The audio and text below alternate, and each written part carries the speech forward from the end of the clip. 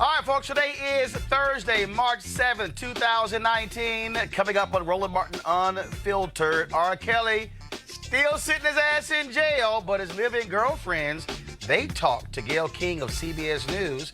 We'll play you a portion of that interview. Rare justice. The former cop who killed a black man, Cory Jones, in Florida, convicted of manslaughter and attempted murder. We'll talk to the attorney for the family of Cory Jones, Ben Crump, live. Congressman Elijah Cummings' Oversight Committee investigates voter suppression in Georgia. Also, Senator Cory Booker introduced a sweeping new criminal justice reform act that will reduce sentences, eliminate the disparity between crack and powder cocaine sentences, and let all formerly incarcerated people vote nationwide. Also legalizes marijuana. What do we call this? The Second Step Act? And the resolution condemning all bigotry, but not just anti-Semitism, passes the House, but some Democrats still are not happy. And Trump's new campaign message is, I will protect you. Y'all know he's talking to white folks. And also, Jesse Waters, you know that lightweight on Fox News?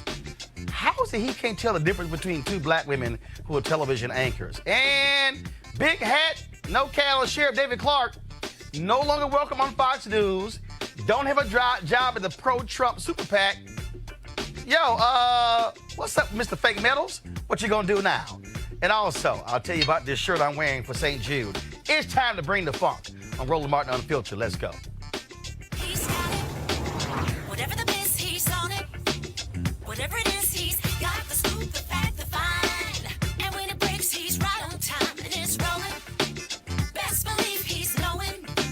Putting it down from sports to news to politics. With entertainment just for kicks, he's rolling. It's on go, roll, y'all. It's Roland Martin, yeah. Rolling with Roland now. He's funk, he's fresh, he's real, the best, you know he's Roland Martin now.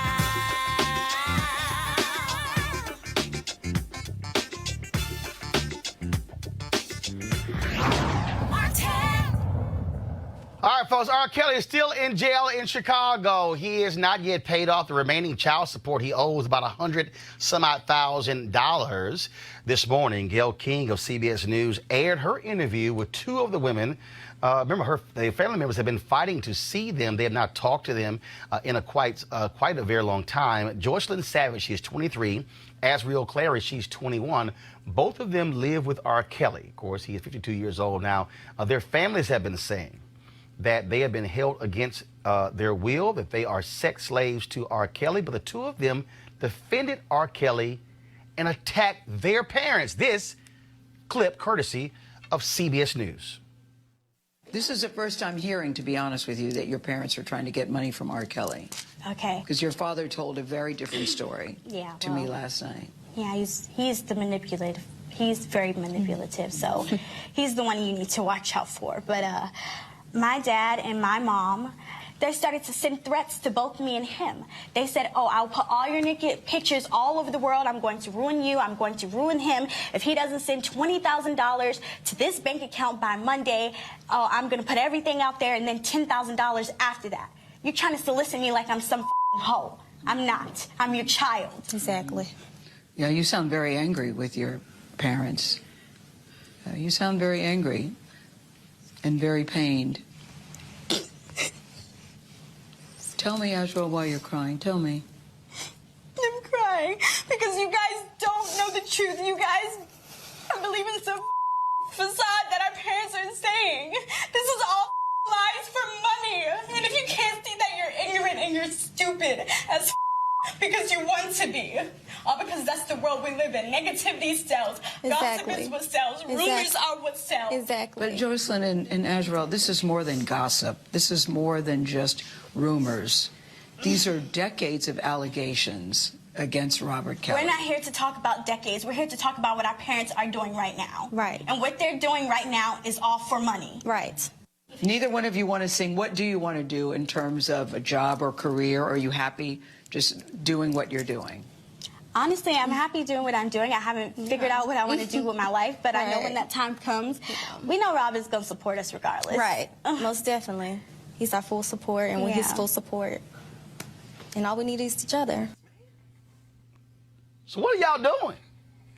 Gayle King reported that the parents denied Azriel Clary's allegations and that Kelly was in the room during the interview coughing very loudly to make his presence known.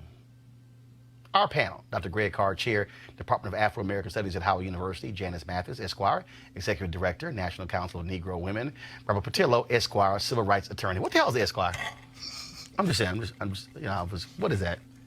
It's a medieval title of nobility, somewhere slightly below knight and higher than just the average person. I just want to go ahead, just mess with y'all on that. It just means you got a bunch of student loans. Greg, can we call you? How about that? Greg, can we call you Esquire too? I don't even do that. I'm not the kind of doctor that can help you, jurist or PhD, so I don't even go into that. All right, y'all. So let's talk about this. First of all, again, R. Kelly's still in jail, can't pay his child support. Yes, they tried to pay about $60,000, still owe about $110,000. And his people say it's going to be a week before he gets out.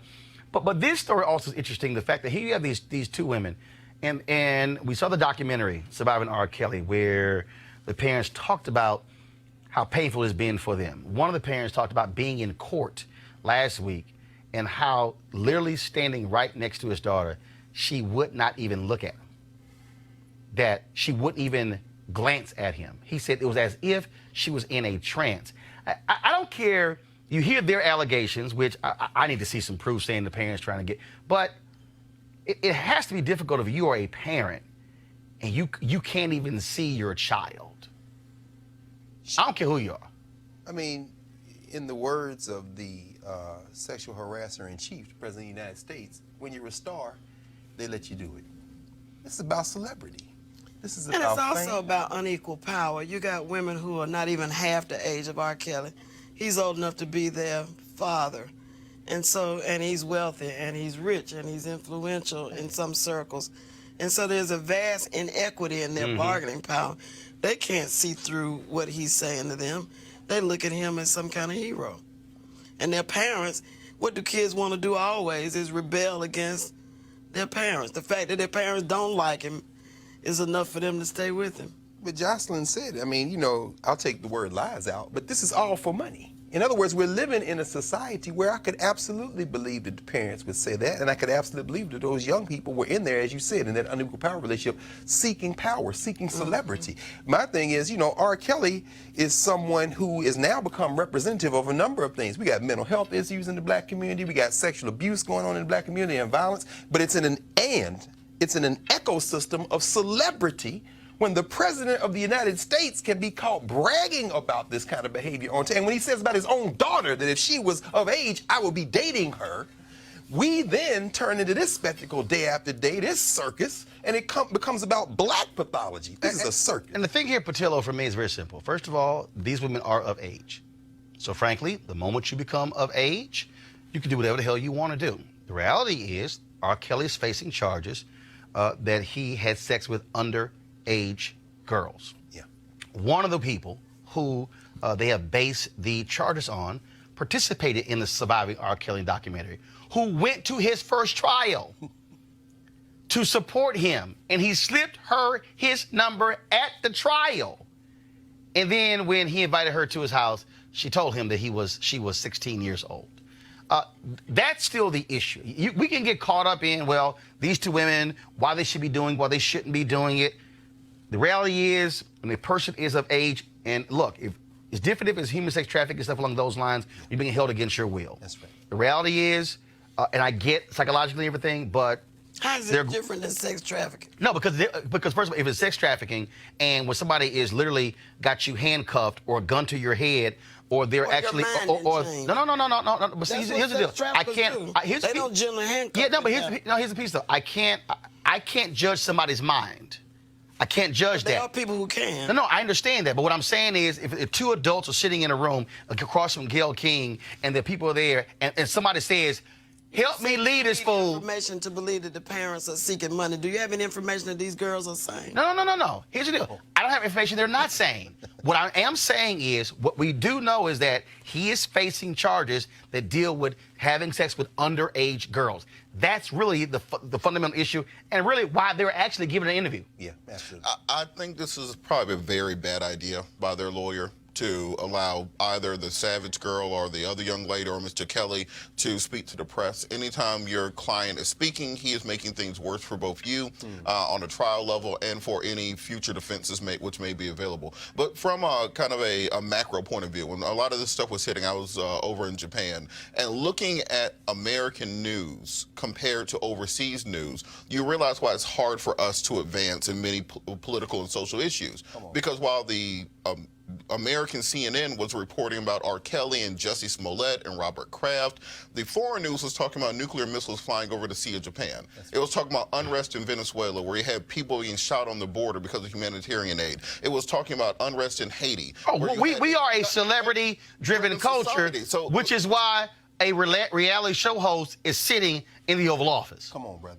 But I think in this particular situation, I don't follow celebrity culture that much, but getting beyond these interpersonal relationships between adults, let the judicial process work itself out.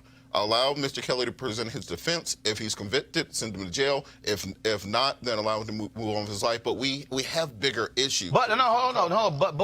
But to Janice's point, we do have to deal with the reality that because it is swept under the rug, the issue of human sex trafficking, the issue of grown men sleeping with underage girls is a fundamental issue, because I can take this and go, okay, move it aside, Catholic Church. Come on, brother. I can take Catholic Church and go to the Houston Chronicle expose of the Southern Baptist Convention, literally ignoring 700 or so preachers and ministers who sexually abuse people.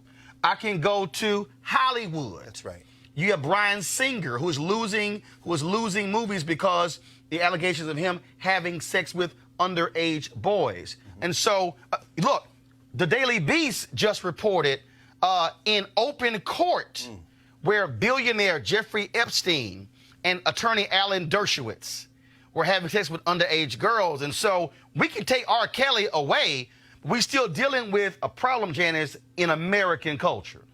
Absolutely. We have commoditized sexual behavior. That's right. And we have glorified the pursuit of wealth by any means necessary. That's right. And if that's one thing that Mr. Trump represents, is that there's nothing that we won't do for money. That's right. 30 years ago, I spent a semester or two overseas studying, and the one thing I learned is that the world thought then, in the 70s, that Americans would sell their grandmama for enough money. No question. That our values are corrupted to that extent. Right. And it's only gotten worse in the sort of hyper media where you got 24/7 TV and you got to fill it up with something. And when you talk about, again, the issues that rarely get covered, I mean, I doubt very seriously you have these mainstream news shows talk about our next story, and that is the young man who was leaving choir rehearsal. Car breaks down, side of the road. After 2 o'clock in the morning, cop comes up, unmarked van. He ends up dead. That former cop, Palm Beach Gardens police officer, Numan Raja, found guilty today of attempted murder and manslaughter in the death of Cory Jones. As I said, Jones was in a disabled car. He was waiting for roadside assistance. Raja rolls up, quick argument, fires, kills Jones.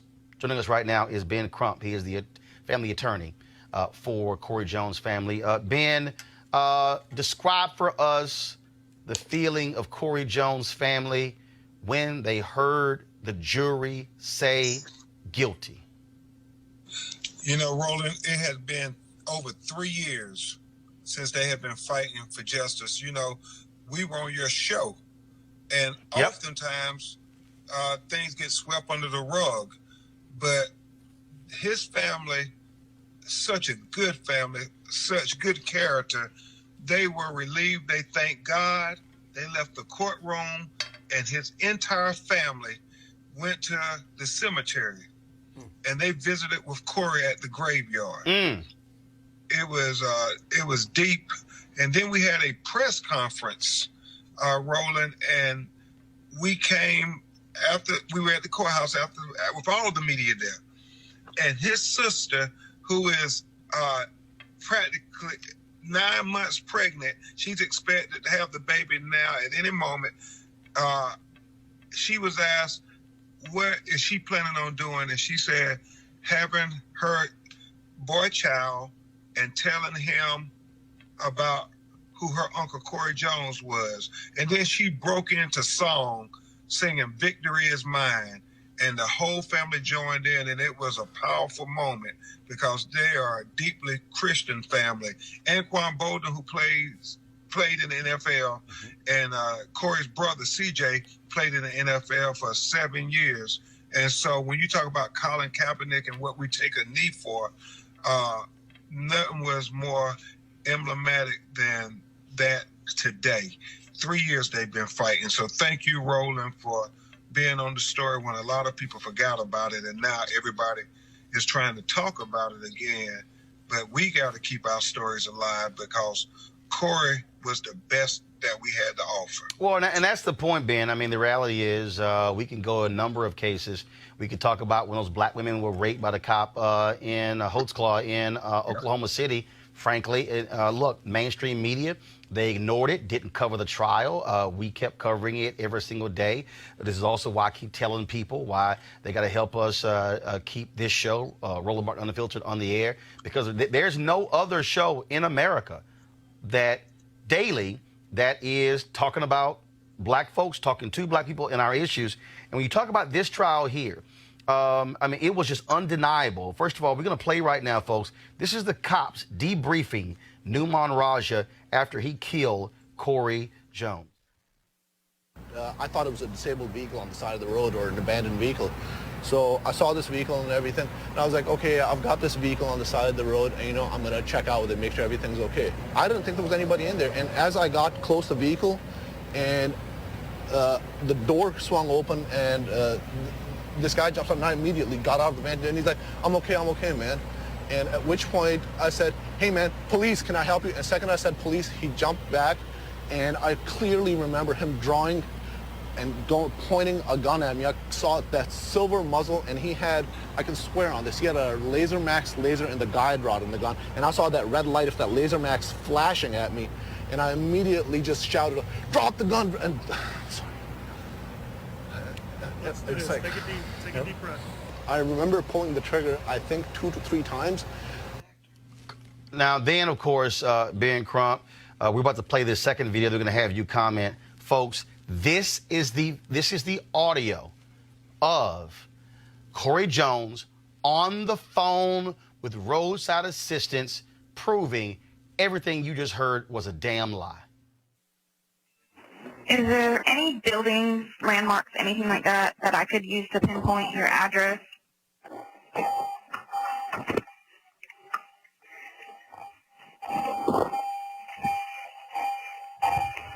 Huh? I'm good. I'm good. Yeah. Get your fucking hands up. Get your fucking hands up. Oh my gosh. Ben, it wasn't even 10 seconds before Raja pumped those bullets into Cory Jones. Roland, and first of all, go on. I know you have one of my sheroes there, Janice Mathis. So I want to show some respect because she's a great lawyer as well. But I want to say this. Can you imagine, now that the truth has come out today and we achieved this historic victory, the first time a police officer has been convicted of killing a black person in the state of Florida in at least 34 years.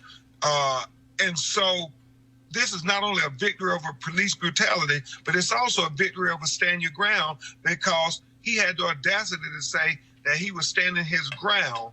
And can you imagine if we did not have that tow truck company recording? He would have got away with murder. This young man with no criminal history was a prince of a man from everybody's description. But it makes me wonder, Roland Martin, how many other black men have been killed in America by police officers, and they lied and got away with murder because there was no audio recording or no video recording of it. Right. And absolutely, of course, then, we all thought after Rodney King, video is going to make the difference. But the reality is we have seen numerous cases where we have video. You just had, of course, the Department of Justice refuse to file civil rights charges against the woman who killed Terrence Crutcher. We had the video of him with his hands up, with him walking slowly, and no other cop firing their gun except her. We, of course, know what happened, the story out of Stephon Clark out of Sacramento, where they're still protesting as well. And it's the same thing. And so this is where, and then, the crazy part is you still have police who will defend guys like that, even though now we know he was absolutely lying. Absolutely. And Roland, not only was it a lie, you do know at the end of the recording for your audience that when he called 911 on his cell phone because he left his police vest identifying himself as a police in the car, as well as his police-issued service revolver, he shot him with his private gun, and he called on his private cell phone, the 911 call, and tried to cover it up, saying, I got shots fired. I'm chasing somebody, and he shoots 3 more shots. But the FBI reenactment proved that he had already shot Cory Jones, and Cory Jones was on the ground dying when he made that call to try to conspire to cover up this lie. And it's just one of those situations where today, if the Instagram feed has over 1 million views on it. If you look at Cory Jones' family, I mean, such a good family. And it goes for the notion, Roland Martin, that any of us are targets. Mm-hmm. They like to say they got to be thugs or nefarious. That don't happen to good people. Man, Roland, Cory Jones, his softball team, little black girls and white girls were at the courthouse today, who he had helped coach softball. The children he had volunteered to learn how to beat the drums today were at the courthouse. And so when we're singing "Victory is Mine, Satan get thee behind," that is who Cory Jones was. He was a good young man brought up in a Christian church. Yep. And he was the best of us, but this guy shot and killed him for no other reason, I believe, than he was black. Ben Crump, we appreciate it. Thanks a bunch. Thanks, Roland. Real quick here, go to our panel. First of all, thank goodness this jury returned a guilty verdict. It is rare to have a former cop found guilty of killing, not just anybody, but definitely killing somebody black. It's true, Roland, but I worry about this, though, brother. How our expectations have become diminished. Yep. This is not belittle this is great, but this is not justice. This brother would be alive if there was justice. Yep. Justice would be if somebody roll up on you like that, you drop them, you blow their brains out if you have to, and you say you'll stand your ground. There's no justice for us. You can't bring this man back to life. Betty, what's her name? Betty Shelby is working 30 miles outside of Tulsa at another place. Teaching cops. Absolutely. After the cold-blooded murder of Terrence Crutcher, and the Justice Department decided 4 or 5 days ago not to bring her up on civil rights justice. There is no justice for black women and men in this country. And this victory notwithstanding. Let's understand the importance that in this 2020 election that we as a community have to place on reforming our criminal justice system and reforming the way that we treat these cops. We have to update the civil rights laws that have been on the books since the 1960s so that they are more effective, because right now they might as well not be on the books. If someone like Betty Shelby doesn't get charged with a civil rights violation, if George Zimmerman doesn't get charged with a civil rights violation, then just take the law off the books. First of all, we have no resolution, Janice, on the cop who killed Eric Garner. Wow. That's correct. And I think this year's the 5th anniversary of his death. It is. When you talk about amending and correcting the criminal justice system, the civil justice system, you really got to look at the presumptions that are built into the law. The law is bent in favor of police use of force. That's right. The presumption is the king can do no wrong, sovereign immunity. It is most difficult. Robert and I sued the state of Georgia over Stand Your Ground when it was first, and it was a dozen years ago, almost that long. You're talking about fundamental change to the way the law is structured and the suppositions that are built into it before you're going to get meaningful change. Yeah, and I love the fact that you had an FBI investigation that produced the evidence that could overcome the jury's doubt. Right. But that's like spooning out the ocean with a teaspoon. Lord have mercy. And here's the piece. Robert made the point. It's very simple. You see the reaction in Sacramento to the DA who wouldn't charge those cops. That means we have to elect new DAs. That's right. We have to connect the dots. There's a whole bunch of people out there right now who are running their damn mouths focused on those folks who are running for president. But if you ignore DAs and you ignore judges and you ignore mayors where they have city manager form of government where the city council is going to be picking the police chief, well, then you're doing a disservice. All these people who run their mouths talking about, what they care about, how they must change things, you sound like a damn fool if you say, I'm not going to vote as a result. Voting is one way of doing it. I interviewed Annie Pearl Ivory in Selma. That sister has been to jail more than 50 times. They took beatings. She told me a story of one sister who got beat one sister who they put in a state prison with men. She said, Roland, she never told me what happened to her, but she never returned to the movement. My God. And she did it when it came to the issue of voting.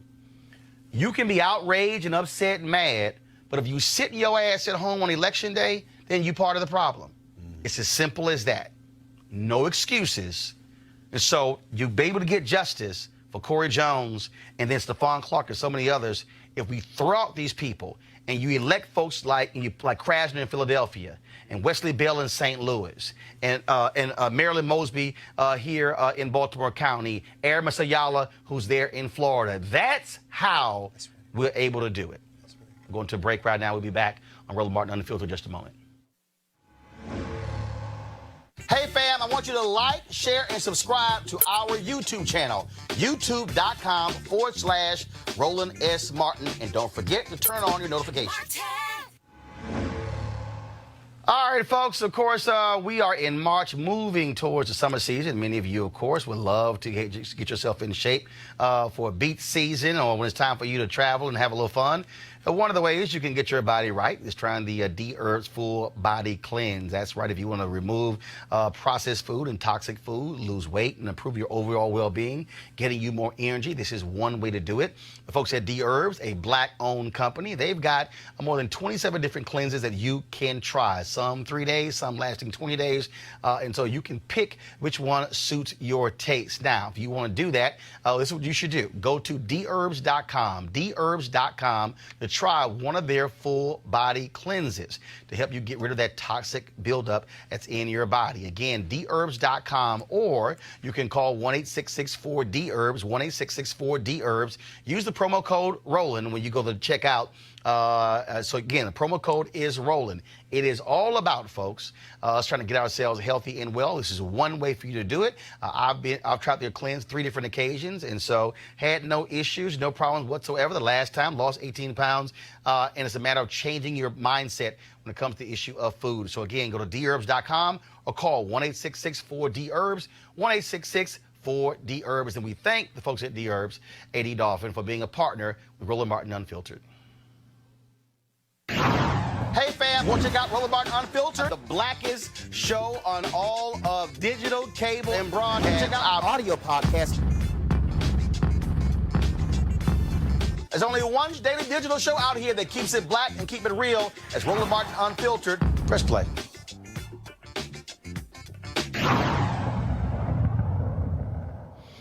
All right, folks. So Senator Cory Booker of New Jersey today introduced the Next Step Act to build on the First Step Act. Key provisions: slash mandatory minimum sentences in half for nonviolent drug offenders. Longest mandatory sentences will be 10 years instead of 20 years. Completely eliminate the discrepancy between crack and powder cocaine sentences. Reinstate voting rights to former felons nationwide. Legalize marijuana nationwide. Expunge criminal records for those charged with marijuana possession.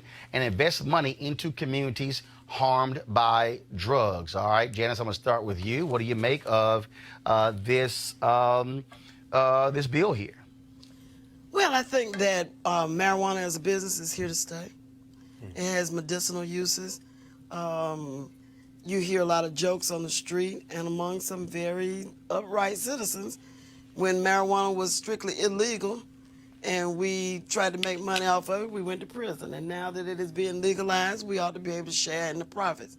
I have some reservations about the effect of marijuana use on a regular basis on brains that are still in formation, children. We don't do a very good job of keeping alcohol, cigarettes, or other poisons out of the hands of young people. Cigarette use is up now. Kids are vaping and using tobacco to vape with. And so I think we have to be particularly careful about guarding young folk. But apart from that, hey, it's safer than alcohol. And it's here to stay. Absolutely. Cory Booker's becoming one of my favorite senators. And I think, yes, I think it's, he may end up being that Ted Kennedy of this generation, where he's able to work across party lines. The things that him and Tim Scott are doing together on criminal justice reform, building bipartisan coalitions. You're getting bills that they're passing, the anti-lynching legislation, the First Step Act. They're getting 60, 70, 80 votes in a Senate where people swear you can't do anything along bipartisan lines. What's helping with this legislation that Cory Booker just instituted is the fact that you got a lot of white folks in Appalachia getting locked up for drug charges. Now their population in the prison system is starting to more reflect what African Americans have been going through for the last 30 or 40 years. So I think this nature of prison reform has a great chance of actually, even if this particular bill isn't the final form, working its way through the legislative process, working its way through the House and actually being signed into law. So I think we as a community have to ensure that we are putting the pressure on those senators, people on the Judiciary Committee like Lindsey Graham, who's going to be a gatekeeper on this, people like Mitch McConnell, who has the ability to prevent us from going to a vote, and ensuring that we make this a priority in the 2020 election. It's not just swept to the side where we talk about all these other niche issues and all these other special interest issues. Let's make sure we keep the pressure, keep the heat on this. Cory might realize that he might have more power as a senator than he ever would in the White House, and might end up being in that Ted Kennedy role going forward. Yeah, I think probably Cory Booker is auditioning for the vice presidency. I think that would be a step down. Well, just like Kamala Harris. To your point, though, you're raising about 2020 in the election. We know that Mitch McConnell, of course, will never bring this to a vote. This becomes an exercise in public relations in some ways, sadly, I think, in part because yesterday's Politico headline showed that Mitch McConnell is worried about perhaps replacing as much as 20% of the federal bench in the first 2 years of the Trump presidency. So he's got his agenda. But the reason I say that about Booker is because, and I think you're right, he may emerge as that voice. And if we were smart, he certainly might stay in that senator seat. But like Ted Kennedy, he's got his eye on the White House. And I don't know that he has any hope of winning the presidency, but I think he, Kamala Harris, and several others, in addition to trying to grasp that #1 spot, are really auditioning for the vice presidency. And finally, if they can pull enough votes out in the general election to flip the United States Senate, then this legislation can be in advance, and they'll be in the White House when that bill comes over for a president to sign. But I think you can't, don't doubt that Mitch McConnell will bring this to a vote, because if you look at the demographics in Kentucky right now. We didn't care about those people. Well, if you look at the demographics in Kentucky, his own constituents. No, I know. That's logic, though, brother. We're talking about white supremacy. Those two different things. Getting locked up. The reason the First Step Act had more legs under Trump than Obama was because of the opioid crisis. Well, Jared Kushner is why they had more legs.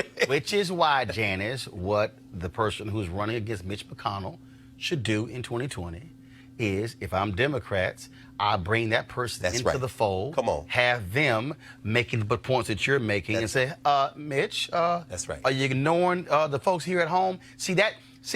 One of the issues, Janice, that I've always had with how Democrats approach this is they won't go that granular. They won't say, okay, you're going to block it. So what I would do is, if I'm the Dems, I would bring some broke white folks. That's right. From Kentucky to Capitol Hill. Come on. Or if I'm Senator Cory Booker, what I would also be real gangster. Yes. I will hold a hearing. Yes. In Kentucky. That's what you do. This current wave of prison reform, like so many other issues, got started in Georgia. Mm-hmm.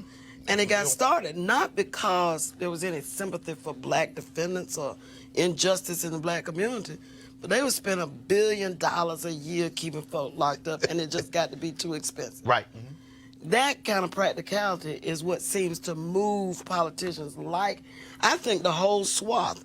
You go from Virginia all the way down to Texas, and you see the poorest people, the least well-educated, the least affluent white folk with no teeth, living in trailers, Come on. depending on race bait, as Jesse Jackson would say, Exactly. to make themselves feel superior. It is a scandal and a shame.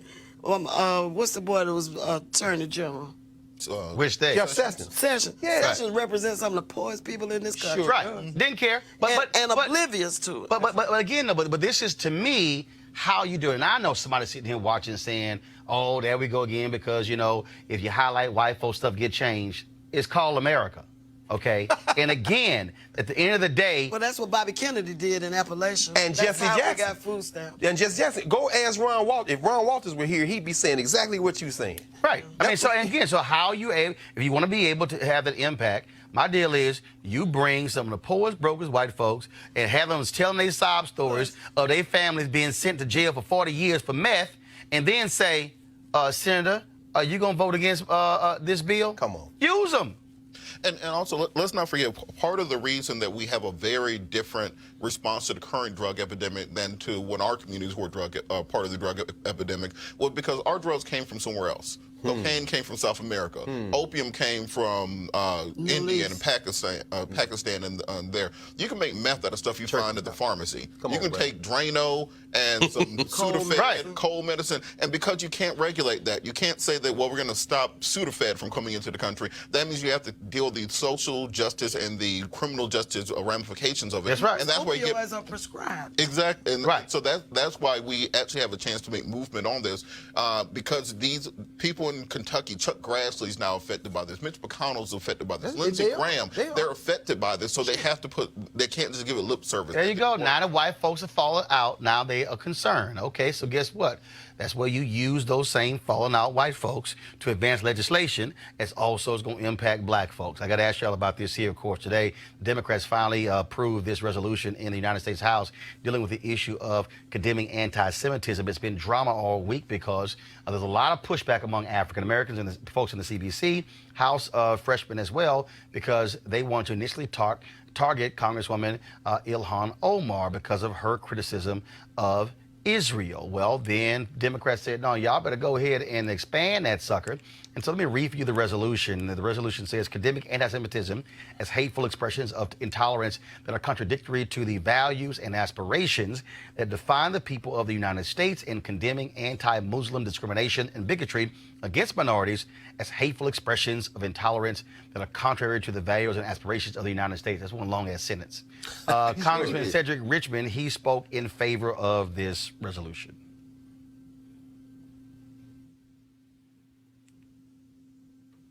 Okay. All right, folks. Now, the resolution did not name Ilhan Omar, but it did cite the dual loyalty anti-Semitic trope, now which condemns all forms of bigotry. Now, again, passed the House today. All Dems voted for it. 26 Republicans voted against. And, of course, Steve King, the white supremacist, who is still in the House, he voted present. Janice, this thing was drama here because you had Democrats who are Jewish who said it needed to be passed. You had some Democrats who also Jewish who were saying, I didn't see what she said as being anti-Semitic. We discussed this in depth a couple days ago, that really what we're dealing with here is that any time there's any criticism of Israel, somebody is slapped down as saying, you're being anti-Semitic, when her point really was, I have to have loyalty to this country and not a foreign country. What do you make of the drama here with Democrats and what they had to deal with to actually get this passed? I think it's time to coin a new phrase. not anti-Semitic, but anti-Palestinian. Right. All of this drama about anti-Semitism, and I'm not saying that anti-Semitism is not real. And it is that real. It should not be condemned. But I'm saying the real issue is, when are the Palestinians going to get a homeland? When are we going to stop arming Israel to suppress people who look, frankly, like we do? That has been an abiding. Now we have an embassy in Jerusalem, sponsored by. I was on the Hill the day Netanyahu came to gloat over Barack Obama. We are wrong on the Palestinian question. There is no equity, no justice. You think there's no justice in Alabama? You try justice in Palestine. People are cordoned off, can't get to work, have to have passes in order to move from one place to another. Simple apartheid. And yet, we want to get caught up in debates about who's an anti-Semite. There are many Jewish people who think that our policy on Palestine is wrong. Yes. This is not a Jewish, anti-Jewish issue. No. This is an issue about simple justice. Robert? Well, Janice has been waiting on me to criticize the Democratic Party all day. This is that moment. Because I think we all get sick and tired of the weakness of the Democratic Party. We get sick and tired of... This is an occasion. This is one of those occasions where you have a situation where Ms. Omar, all she said was, AIPAC, the American Israeli Political Action Committee, has too much power over American politics. When Barack Obama leaves office, he sends money to Israel. When Donald Trump gets in office, he sends money to Israel. We have politicians who have more of an allegiance and pledge more to AIPAC, not to Israel, not to the Jewish community, to AIPAC than any other group in America. And we have to at least speak on that, monitor that, and determine why we're sending billions of dollars to Israel every year when they were just charged by the United Nations for committing war crimes, for targeting and sniping children at the wall. We have to talk about the fact we're sending Israel billions of dollars while Netanyahu is currently under indictment for bribery and corruption. We have to talk about the tens of billions of dollars we send Israel while they are deporting African Jews from Israel right now, while they have forced sterilization programs against Africans in Israel right now. And the fact you can't talk about that without being labeled an anti-Semite is the reason I think this resolution is weak. When they say this is contrary to American values, this is exactly American values. This is what America was built on, this idea of having apartheid in a nation, by treating people differently based on the color of their skin, particularly African people. And that's what Israel is doing right now, being subsidized by American taxpayers. And until we can have an honest conversation about that, that policy is not going to change. That's right. And conservatives are not going to bite you to nothing now. Right. Go ahead. And Jazz is not wrong with this when you talk about, what this is and isn't about. Certainly not about anti-Semitism in many ways, because the evangelical Christian right that supports Donald Trump, who has said some of the most virulent, quote-unquote, anti-Jewish, anti-Semitic things, has no problem with funding Israel because it fits their maniacal notion of whatever the second coming is going to be and the rapture. Funding Israel. If they're our bulwark against whatever we're scared of in the Middle East, fund them. But make them sit down and come to the table. Sure. Since we have power over them, we expect the Chinese have power over I agree. We ought to bring them to the table and make them sit down and come up with a plan. Well, and let's just be honest. Your point about at least get our money's worth. Your point about the Palestinians, the problem is, if I go into a negotiation, so if I went to a negotiation and if I'm negotiating with the three of y'all and I know that two of you are already aligned, that ain't a fair negotiation. Because I'm sitting there going, well, if it's going to take 2 out of the 3 votes and 2 already aligned, hell, I'm going to have a tough time trying to win that vote. That's right. It's hard for us to actually broker peace in the Middle East when people who support Palestinians believe going in, the deck has already been set. It is against them. And that's part of the deal here. That's right. The reason you had Netanyahu, let's put it on the line. I believe Netanyahu did not like Obama because Netanyahu in his mind was saying he Muslim. Oh, no, he's a racist. That's what he was thinking. Of course. And so all this deal, chilly relationship between Israel and Obama, no. Israelis had no issue with Obama. Yeah. You look at the polls, they had no issue. But it was, how dare you even give them any consideration or level of humanity. Right. Well, to Robert's point, though, he's also a racist. The treatment of the black Jews, the Ethiopian Jews in Israel is evidence of the deep-seated racism in Israel. One, as Janet said, that all the Jews do not support. I mean, all the Israelis, rather, don't support. But this is something I want to talk about, this domestic. All the Jews in this country don't support that. Right, that's right. But But what I find interesting, look at these women who have come into Congress. This in this freshman class. You got Lauren Underwood out of Illinois. You have Johanna Hayes, Teacher of the Year in Connecticut, now out of Connecticut. They're approaching this in a kind of a different kind of way. And they ain't scared. No, they're not. No, but this is what I'm saying. I believe these sisters are coordinating in a lot of ways because you have on the other side. Oh, they are. AOC, Afro-Latina, if I call her, out of New York. And then you have the two Muslims, to your point. Rashida Tlaib out of John Conyers seat in Michigan, and this young Somali sister out of Minnesota. Right. When they come for them, what they don't understand Precisely. is there's one way to understand this. This resolution today could be read as a victory. Before those sisters came into Congress with this new wave, they wouldn't even brought this conversation up. They have moved the needle. And what happened was the Dems thought we were going to move on this. Right. Because the Democrats' deal is, okay, let's take this criticism away from the Republicans. We're going to move on. They were like, oh, no, hold up. Because this is also where, for the folks who are critical, the power of the Congressional Black Caucus. No question. By having 55 members, the largest caucus, you can't do jack without the CBC. And when Nancy Pelosi put this in, according to Politico, Johanna Hayes stood up and said, I'm not voting on something I haven't even read. That's right. Then they had to deal with the other CBC members and Ayanna Pressley from Massachusetts. Yes. And all of a sudden, it was so much hell in the room from black folks, Nancy Hale actually walked out of the room. But again, though. And think about what Nancy's problem is. Nancy's got a very fractious party that she's trying to hold together. Yep. She got 3 or 4 different factions of that party. Right. She's trying to get them to 2020 without them cannibalizing each other. But the CBC point is important because guess who's got to keep them in line? Hakeem Jeffries. The black folks are sticking together.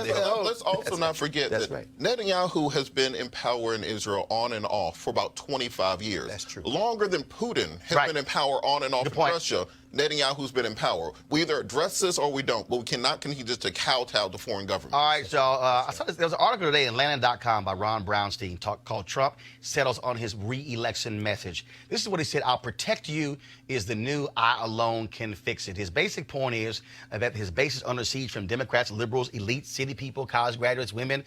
Base really means white people, older white people, white evangelicals, white men. So when you talk about who is he protecting them from, we know exactly what he is saying. What do y'all make of, I'm going to protect y'all from them? There's a deeply anti-majoritarian strain in that message. I'm going to protect you from the majority of Americans. Yeah. I'm going to protect you from your fellow Americans who make up what we used to say was how you make policy, was having a majority of the people on your side. Well, I like it. I like it. You like it? I do. I like it a lot. I like it because it's going to push us one step closer to finally finding out whether this experiment is going to work or not. This man has dropped all pretenses. He's dropped his mask, and now we're going to have to decide. And those poor white people that you all named off country by country, they're going to have to choose your race or your life. Because that's what it's going to come. Janice, white women. They don't choose whiteness. Oh, I agree. No. But this is many also, of them will. Yeah. Trump won 53% of white women. You're right. The question, Robert, is will those white women choose their whiteness, again electing him? That's right. Donald Trump will get 60+% of the white female vote this election. You think he's going to get more? Guaranteed. Because you think he's going to get 7% more? Wow. At least 7% more. The reason is he has been crafting this message through policy since he walked in the door. He has. The Muslim ban was about this. The build the wall by any means necessary was about this. The Stephen Miller being in the White House is about this. Absolutely. The assaults on life that you're seeing in New York and Virginia, he's going to use that as part of his campaign messaging. This is what he's running on. This goes back to the 1968. Nixon. This goes and back. his 72 re-election. Yeah, Kevin Phillips. 72, the re-election. Right. This goes to Reagan and 80 and 84. There's this idea of the nation being overran by foreigners and others, protecting white womanhood. You can take this back to Jess Johnson. Birth of that the is nation, what this is boy. about. That's right. And this is why he's going to get 60+% of the white female vote, which is why Democrats have to have a message, which is just assuming, regardless of what they tell you, they'll wear their I'm with her shirt while they go vote for Trump. So regardless of what they say to you what they do at the rally, what they look at, have a backup plan in case they don't show up. So, Janice, how do Democrats counter that? What do they say to those white women? Well, one of the things that I don't know what you say to white women. Other than follow me. Exactly. That's what you should say. You know, Miss Daisy sat in the back seat. She never sat in the front. No. And she told everybody which way to go. It's time for black women to sit in the back seat and tell everybody which way to go, because we the only folk that didn't get fooled by Donald Trump. But now what I think we do is there's some Hashtag we tried to tell you. Go ahead. Experiments going on with lowering the voting age. Diana Presley. You can get married at 16. You can have sex at 16 without permission from your parents. You can get a job at 16. You can get a driver's license at 16. You can drop out of school at 16. You ought to be able to vote at 16. That would temporarily solve our demographic problem. But you see what McConnell did, and they asked him, why won't you put this House bill on it? Oh, no, because I get to choose. The back of Mitch McConnell, the political back of Mitch McConnell, must be broken before any of this. And the place to do it is in Kentucky. I agree. There you go. With that strategy Roland said. That's all right, folks. An unidentified young black girl body was found in a duffel bag in Hacienda Heights, a suburb in Los Angeles County yesterday. This is a photo of her. LA County Sheriff Department believes that she was left there at some point Sunday evening. She's believed to be between the ages of 8 and 13 years old. Investigators say there were no signs of trauma found on her body. Anyone with information pertaining to the case is encouraged to contact Los Angeles County Sheriff's Department at 323-890-5500, 323-890-5500. If you want to remain anonymous, you are encouraged to contact Crime Stoppers at 800-222-TIPS, 800-222-TIPS. All right, folks, going to a break. When we come back, I got something to say about Sheriff Clark. This is Roland Martin Unfiltered. Go around.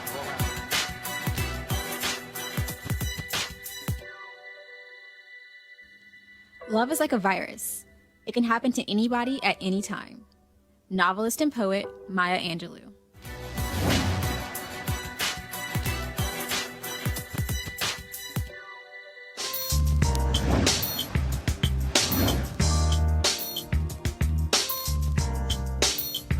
All right, y'all. HBCU Giving Day. Our school is Lawson State Community College, founded in 1949, located in Birmingham, Alabama. Notable graduates include Johnny High, Mikhail Gladness, and Cody Clark. You can go to lawsonstate.edu, lawsonstate.edu, to support them. All right, folks, calling all HBCU alumni, students, and leaders, enter the Ford Motor Company HBCU Mobility Challenge and win $25,000 for your school.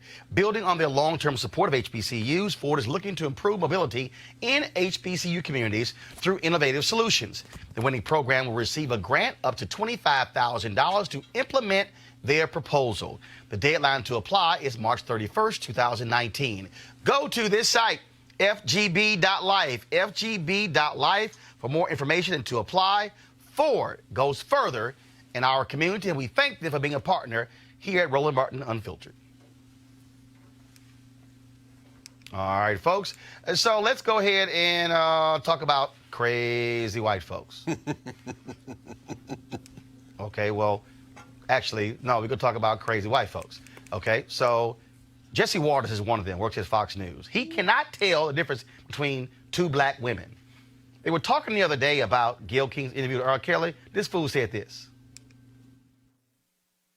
I agree, hats off to Gayle King for totally redeeming herself after the Smollett fiasco. Oh. Jedediah, you know... That was not Gayle King. Oh, I knew that. Robin Roberts did the Smollett Robin interview, Roberts. yeah. Jedediah, one of the things that I think lots of people Sorry for Robin Roberts out there. Go right ahead, Jesse. It's cool. I apologize. It's cool. Go to them. Go to them. What was Wine Williams doing Negro-splaining? It's cool. It's cool. It's cool. Be quiet, Wine. Just sit there and be quiet. Let the man take an L. Well, I think it might be because they put a different blonde woman next to Juan every day. Oh, and he can't tell them apart either. Juan can't tell them apart either. I don't quite understand. I don't understand it. All right, y'all, let me talk about this next story here. Y'all know Sheriff David Clark used to be a sheriff in Milwaukee County, Wisconsin.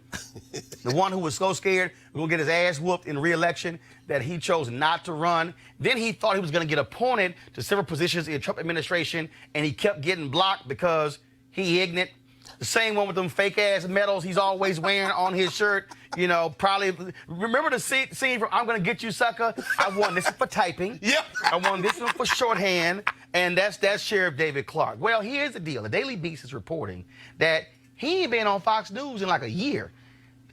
An insider said his comments kept getting so crazy, they finally said, yo, that's it. Let me explain something, y'all. If Fox News say your ass too crazy, for them, your ass is crazy. That's David Clark. But not only that, he ain't even got his other job, okay? He was a commentator with the Trump super PAC, America First Action. Now, remember I used to get the emails from the publicists saying, hey, Sheriff Clark is available to come on. I ain't got one in a while. I'm going to look up in a second and see when last time I got one. And part of the deal, he was getting paid for that because so he could go on television and tout Trump. Well, hell, if Fox News say your ass can't come on and you don't get on Fox Business, we know MSNBC ain't going to call that fool. CNN might call him. But the reality is he ain't getting booked. Now, also, tried to invite him here, but then he got scared. He didn't want to come. Then a little punk ass blocked me on Twitter. But that's what was expected. But I mean, remember what you did to him that time on TV1? I'm just when saying. He was in the other studio. I'm just saying. Oh, Clark is here. Tell him to come down here. Bring his dad. That was Come on. so. I think that he had enough that day, man. He didn't want that smoke after that. Come on, Sheriff Clark. Come on. You see that picture right here? Your ass all hat, no cattle. That's what it is. See, Robert, he don't really want to debate. See, he like Candace Clark. He ain't really trying to come talk to black people. He really wants to be a black person talking to white people about black people, but they don't want to come talk to black people. Well, I think this is a perfect example of what I call the sizzle nature of political commentary now, which is that instead of having people who are competent, educated, experienced political strategist or analyst on, they'll find somebody they met off YouTube. Like, oh, that person has 2 million views on YouTube, so they clearly can come talk about politics. You look it up, they have like an associate's degree in art or something, and that's your political commentators. Now, we have to get back to having fact-based discussions, less based on sizzle and headlines, not based on getting social media views or going viral, but really deeply discussing issues in the African-American community and in America at large, where we can have a productive dialogue. Because, like I said, when you're looking at American news from overseas, we look like this is a nation in decline that's about to collapse any day. And real simple, get things better. And Greg, for me, real simple. Right, and I keep saying that I ain't afraid to debate nobody. Yeah. Nobody. Yeah. But there's nothing worse to me than these crazy Negroes who go on these shows who trash black people and they don't want to come talk to black people. So for like that little boy, C.J. Pearson, okay? White conservatives love him. Yes. So he tried to tweet me today. I said, oh, the little child is back. All these white folks tweet me, oh, you got mad. He like, you got fired from CNN. Lied, didn't get fired from CNN, little boy lying. But this is the joke. Oh, they loved him because he was conservative. He was supporting Ted Cruz in the election. Then a few weeks later, he renounced his conservatism. Then 2 weeks later, he's supporting Bernie Sanders. Then he's supporting Trump. And they're like, oh, you ain't going to debate him? First of all, I ain't going to debate no little child. Right. Grown folks don't talk to children. That's the point. But here's the other deal. Yes, sir. If I do bring his little ass on and destroy him, they're going to say, you picking on a little child. That's right. You can't have it both ways. Look, man. Let me tell you something, C.J. Pearson. I'm going to tell you what my mama and daddy told me, my grandparents told me. When your little ass want to start running your mouth and getting grown folks' business, when you come to grown folks' business, you can get treated like a grown-up. That's true. Now, when you get your ass whooped, don't start whining like you a kid, because my grandfather was like, look, you brought your ass in this conversation, you get treated like a doggone adult. Which is why I know how to debate, because when I got in, I held my own, Greg. Of course. But don't come here like a little kid and then want to cry some tears, oh, I'm a kid. Shut your damn mouth until you get grown. That's right. Well, you understand the game, Roland. I mean, as Michael Joseph Jackson said in The Wiz, you can't win, you can't get even, and you can't get out of the game. Meaning what? I mean, Robert, your point was very important. Sizzle. Could it be as simple as Sheriff Clark is no longer has a sizzle, because Diamond and Silk, as you all took them apart last week at CPAC, they can put their coon show. Minstrel show. No question. Coon not. Oh, I'm sorry. You're right. Coon is a bad word on the Roland Martin's face. That's right. No racial slurs. You're right. Minstrel show. You're absolutely right. The minstrel show. They can put their minstrel show. Y'all gonna get banned. No, I don't want to get banned, brother. That's right. I definitely don't want to get banned. Let me retract and say minstrel show. Absolutely right. In that context, though, to your point, Robert, They just don't. He doesn't have the sizzle anymore. There was That's a it. time when he could come and flex his muscles. But Don't mean nothing. Final comment before I go to my last thing. But on the CJ point, I think this is important to have young people involved in the political system. So let's put together a panel discussion with him and other people his age where they can discuss political issues going forward. Right. And maybe somebody can become enlightened by it. They can talk to each other. My point is, when you come on this show, this is grown-ass people show. That's what this is. This ain't for children. I've had children on talking about children's stuff. Yeah. But what I'm saying is so, because when he goes sideways, I'm going to jack him. Then they're going to be crying, you beating up on a kid. So, CJ, when your ass turn 18, then you can bring it. All right, y'all. I'm proud to wear this shirt right now. Hashtag this shirt saves lives. And it supports kids fighting cancer for St. Jude. My wife and I are 2 national ambassadors for St. Jude. And so we fully support them in what they do. And so they sent me this shirt. And Alicia, let me tell y'all something right now. So Alicia, I want to get this right. Because Alicia sent me this text. Alicia Matthews with St. Jude been bugging the hell out of me all week to take a photo with this shirt. I said, look, I'm going to wear the doggone shirt on the air. You'll get for the whole hour. Everybody going to see it. It's going to be on clips and everything like that. And so, again, we want y'all to join me in the movement and get your shirt as well. This shirt, saveslives.org. Right here. This shirt, saveslives.org. St. Jude, we're supporters of St. Jude because, again, every dollar that they raise goes to children who have cancer, and upwards of 40% of the kids who they treat with cancer are African American. St. Jude was the first hospital to come up with a cure for sickle cell anemia. It also was the first hospital in the South that actually admitted black folks as well. So they're located in Memphis. They do a great job. We've been huge supporters of them. Last year, we thank all of you. We had a matching program on Facebook when I played in their FedEx St. Jude Golf Classic. We raised more money than any other celebrity who was playing in the golf tournament. We exceeded $20,000. That was also matched by the folks at Facebook. And so, again, we want y'all to support this as well. And so, again, the hashtag is This Shirt Saves Lives. So this is the shirt right here. So go to the website, thisshirtsavelives.org. And so thank you to Alicia. I told you I was going to wear it. Here you go. And all the folks at St. Jude, and to all those parents of kids with cancer at St. Jude's, look, we're praying for you, and we appreciate this hospital. Folks, they pay every single dime. Those parents don't have to pay for anything. That's why St. Jude's raises about $800 million a year, because the parents and those kids pay nothing. It's all about them trying to save the lives of children. All right, folks, I want to thank Janice Mathis, Robert, and Greg Carr for being our panelists today. I want to thank all of you for watching as well. You heard what Ben Crump said at the top of the show, that we covered that Cory Jones case from the beginning, and the other cases as well. Folks, a lot of you are watching on YouTube and Facebook and Periscope, and we certainly appreciate that. We also want you to support this show. We have sponsors, but that's not enough for us to cover what we do. We're right now looking at traveling around the country this month in April and May, covering stories, doing town halls and things along those lines to bring you a perspective you're not going to see on the other cable networks and the broadcast networks. Matter of fact, the panelists you see on this show, you're not going to see on the other networks. Most of them limit us to black stuff. We talk about many issues, how it pertains to black folks. That's a difference. So I want you to go to RolandMartinUnfiltered.com, join our Bring the Funk fan club to participate. You can also look at all our previous interviews and one-on-one interviews and previous shows on our YouTube channel. We want you also to subscribe to it. We launched this show in September with 170,000 YouTube subscribers. 6 months later, folks, we have 280,000.